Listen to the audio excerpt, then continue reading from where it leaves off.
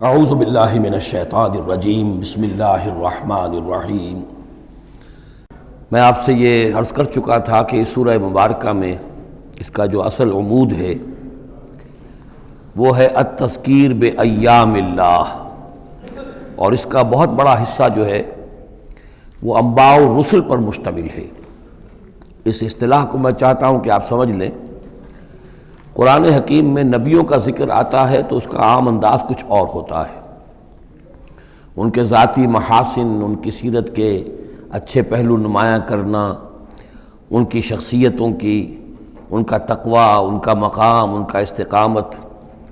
اور جب رسولوں کا ذکر ہوتا ہے تو خاص طور پر اس میں ہوتا ہے کہ جس قوم کی طرف بھیجے گئے اس نے پھر کیا رد عمل ظاہر کیا، اس کا نتیجہ کیا نکلا، قومیں ہلاک ہوئیں۔ تو پہلی قسم کی جو معاملہ ہے اسے ہم کہہ سکتے ہیں قصص النبیین، نبیوں کے حالات۔ اور قرآن حکیم کی ایک صورت جو ہے اس معاملے میں بہت ہی اہم ہے، پوری کی پوری جو ہے ایک نبی کے حالات پر مشتمل، سورہ یوسف علیہ السلام۔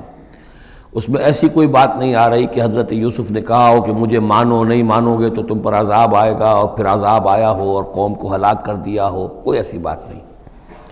لیکن ایک ہے انباء الرسل، رسولوں کے حالات جن کو بھیجا گیا قوموں کی طرف تعین کے ساتھ، اور اب پھر وہ اللہ کی عدالت بن کر آئے کہ اگر مانو گے تو خیریت ہے، نہیں مانو گے تو ہلاک کر دیے جاؤ گے۔ ان کو کہتے ہیں انباء الرسل، نبأ کی جمع انباء۔ عام طور پر 6 رسولوں کے حالات قرآن مجید میں تکرار کے ساتھ آئے ہیں۔ اس کی وجہ یہ نہیں ہے کہ رسول صرف یہ 6 ہیں، بلکہ یہ 6 رسول وہ ہیں کہ جن سے اہل عرب واقف تھے۔ یہ تمام اسی جزیرہ نما عرب کے اندر آئے ہیں۔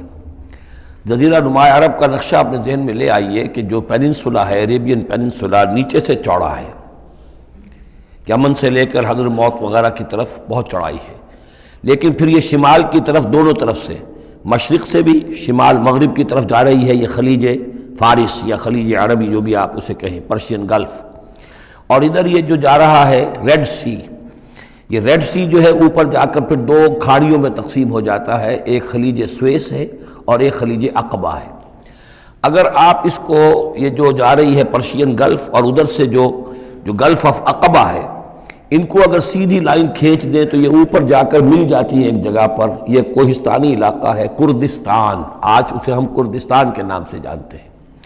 یہ جو ٹرائنگل بن گئی، بیس پورا جزیرہ نما عرب کا، اور ادھر سے مشرقی ساحل اس کا گلف کے ساتھ ہوتے ہوئے، اور پھر وہ لائن جو آپ نے کھینچی ہے جو جا کر اوپر مل گئی کردستان میں، ادھر سے وہ ریڈ سی چلا آ رہا ہے، بحیرہ قلزم، اور اس میں سے 2 کھاڑیوں میں سے جو مشرقی کھاڑی ہے خلیج عقبہ، اس کو لے کر سیدھا اگر آپ نے جوڑ دیا تو ٹرائنگل جو بنی ہے، اس ٹرائنگل پر وہ تمام اقوام تھیں کہ جن کی طرف اللہ تعالیٰ نے ان 6 رسولوں کو بھیجا ہے کہ جن کا ذکر قرآن میں ہے۔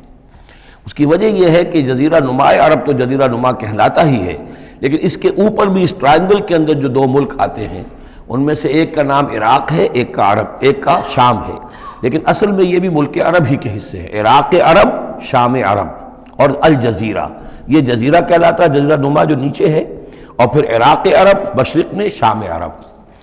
اب اس میں نوٹ کیجئے کہ سب سے پہلے رسول جن کا قرآن ذکر کرتا ہے وہ حضرت نوح علیہ السلام ہے۔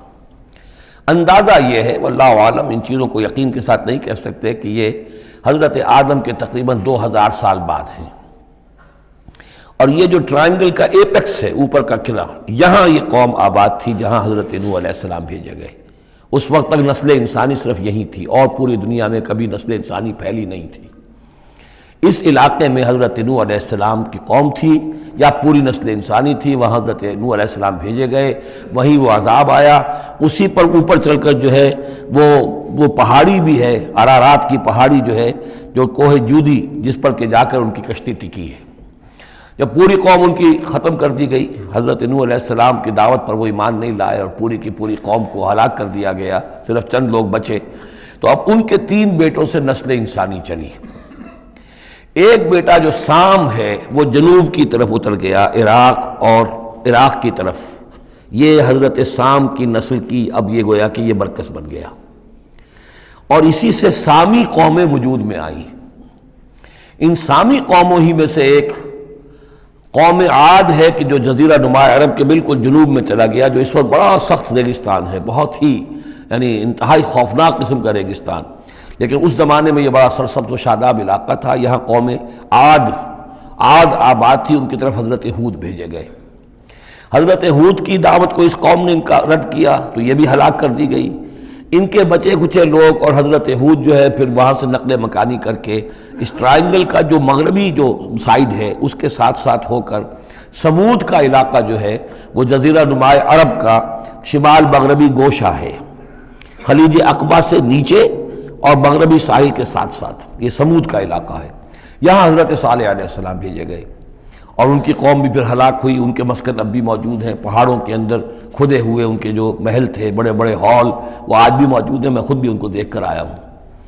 ان سے پھر اوپر ذرا چلے تو خلیج عقبہ کے داہنی طرف وہ قوم آباد تھی کہ جن کی طرف حضرت شعیب علیہ السلام کو بھیجا گیا ہے. یہ ہے وہ علاقہ ان کا کہ جن کو الی مدین اخاہم شعیب مدین کا علاقہ ہے. اس سے ذرا آگے چلتے ہیں تو ڈیڈ سی آ جاتا ہے، اور یہ ڈیڈ سی کے ساتھ وہ اس کے ساحل پر وہ شہر آباد تھے سدوم اور عمورہ کہ جہاں حضرت لوط علیہ السلام بھیجے گئے. تو گویا کہ یہ ساری اقوام جن کا ذکر ہو رہا ہے وہ اسی ٹرائنگل پر ہیں، سوائے ایک جو قوم فرعون ہے وہ ذرا اس ٹرائنگل سے ہٹ کر سرائی پیننسولا سے باہر نکل کر مغرب کی طرف وہ مصر میں بھیجے گئے ہیں حضرت موسیٰ علیہ السلام فرعون کے پاس. یہ نقشہ ذہن میں رکھ لیجئے. زمانی اعتبار سے یہ کہ حضرت نوح علیہ السلام پہلے رسول ہیں، پھر حضرت ہود، پھر حضرت صالح، پھر حضرت ابراہیم علیہ السلام کی بعثت ہوئی ہے. لیکن ان کا معاملہ انباء الرسل کا نہیں ہے بلکہ قصص النبیین کے انداز میں قرآن میں بیان ہوا ہے. ان کے بھتیجے ہیں جو حضرت لوط علیہ السلام، ان کو بھیجا گیا ہے.